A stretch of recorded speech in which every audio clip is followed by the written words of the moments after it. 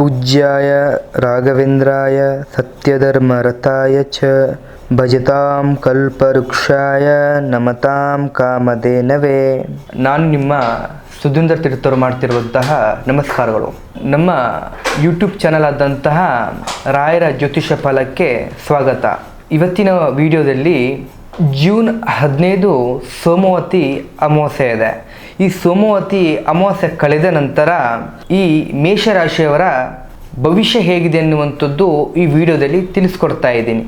ಈ ವಿಡಿಯೋ ನಿಮಗೆ ಇಷ್ಟ ಆಗಿದ್ದಲ್ಲಿ ನಮ್ಮ ರಾಯರ ಜ್ಯೋತಿಷ ಫಲ ಚಾನಲ್ಗೆ ಶೇರ್ ಹಾಗೂ ಸಬ್ಸ್ಕ್ರೈಬನ್ನು ಮಾಡಿ. ಮೊದಲನಿಗೆ ವೃತ್ತಿ ಹಾಗೂ ಉದ್ಯೋಗದ ಬಗ್ಗೆ ನೋಡೋದಾದರೆ ಈ ಅವಧಿಯಲ್ಲಿ ಕೆಲಸ ಬದಲಿಸುವ ಅಥವಾ ಹೊಸ ಜವಾಬ್ದಾರಿಗಳನ್ನು ಹೊರುವ ಸಾಧ್ಯ ಹೆಚ್ಚು. ಕೇವಲ ಕೆಲಸ ಮಾಡೋದು ಅಷ್ಟೇ ಅಲ್ಲ, ನೀವು ಪ್ರಭಾವ ಬೀರುವ ಸಮಯವಿದು.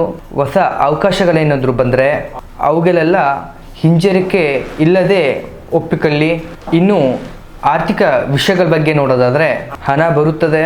ಈ ಬಾರಿ ಹಣ ಬರುತ್ತದೆ, ಆದರೆ ಹಳೆಯ ಸಾಲಗಳನ್ನು ತೀರಿಸಲು ನೀವು ಆತುರ ಪಡೆಯುವ ಬದಲು ಶಾರ್ಟ್ ಟೈಮ್ ಇನ್ವೆಸ್ಟ್ಮೆಂಟಿಗೆ ಮೊದಲ ಆದ್ಯತೆಯನ್ನು ನೀಡಿ. ಅನಿರೀಕ್ಷಿತ ಖರ್ಚುಗಳಿಂದ ನಿಮ್ಮ ಆಸ್ತಿಯ ಮೌಲ್ಯಗಳು ಹೆಚ್ಚಾಗೋದ್ರಿಂದ ತೀರ್ಮಾನಗಳಿಗೆ ಒತ್ತನ್ನು ನೀಡಿ. ಇನ್ನು ವ್ಯವಹಾರಗಳಲ್ಲಿ ಇರುವವರಿಗೆ ಇದು ಪರೀಕ್ಷಾ ಕಾಲ. ಯಾರನ್ನು ಅತಿಯಾಗಿ ನಂಬಿಕೆಯಿಂದ ಹೂಡಿಕೆಯನ್ನು ಮಾಡಬೇಡಿ. ನಿಮ್ಮ ಸ್ಪರ್ಧಿಗಳ ಬಗ್ಗೆ ನಿಗಾ ಇಡಲಿ, ಆದರೆ ನಿಮ್ಮದೇ ಆದ ಹೊಸ ಶೈಲಿಗಳನ್ನು ಅಳವಡಿಸಿಕೊಳ್ಳಿ. ಇನ್ನು ಪ್ರೀತಿ ಹಾಗೂ ಕುಟುಂಬದ ವಿಷಯದ ಬಗ್ಗೆ ನೋಡೋದಾದರೆ ನಿಮ್ಮ ಸಂಗಾತಿಯ ಬಳಿ ನಿಮ್ಮ ಮನಸ್ಸಿನ ಮಾತುಗಳನ್ನು ಮುಚ್ಚು ಮರಿಕೆ ಇಲ್ಲದೆ ಹಂಚಿಕೊಳ್ಳಿ. ಇದು ಸಂಬಂಧಗಳನ್ನು ಮರುಜೀವಗೊಳಿಸುವ ಸೂಕ್ತವಾದ ಸಮಯ. ಇನ್ನು ಕುಟುಂಬದಲ್ಲಿ ಬಹಳ ದಿನಗಳಿಂದ ಬಿದ್ದಿರುವಂತಹ ವಿಷಯಗಳಿಗೆ ಈ ಅವಧಿಯಲ್ಲಿ ತಾರ್ಕಿಕ ಅಂತ್ಯವನ್ನು ನೋಡಬಹುದು. ಮನೆಯಲ್ಲಿ ಹಿರಿಯರ ಆರೋಗ್ಯ ಸುಧಾರಿಸುತ್ತೆ. ನೀವು ಕುಟುಂಬ ಸದಸ್ಯರಿಗೆ ನೀಡುವ ಈ ಒಳ್ಳೆಯ ಸಮಯ ಸಂಬಂಧಗಳನ್ನು ಮತ್ತಷ್ಟು ಗಟ್ಟಿಗೊಳಿಸುತ್ತದೆ. ಇನ್ನು ಆರೋಗ್ಯದ ವಿಚಾರ ಬಗ್ಗೆ ನೋಡೋದಾದರೆ ದೈಹಿಕ ಸಮಸ್ಯೆಗಳು ಕಾಣಿಸಿಕೊಳ್ಳೋದು ಕಡಿಮೆ, ಆದರೆ ಮಾನಸಿಕವಾಗಿ ಆಲೋಚನೆಗಳು ನಿಮಗೆ ಕಾಡ್ತದೆ.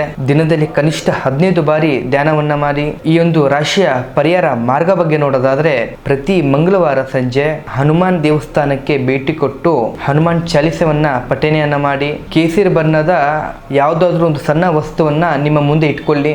ಇದಾಗಿತ್ತು ಮೇಷರಾಶಿಯವರ ಸೋಮವತಿ ಅಮಾವಾಸ್ಯ ಮಾಸ ಭವಿಷ್ಯ.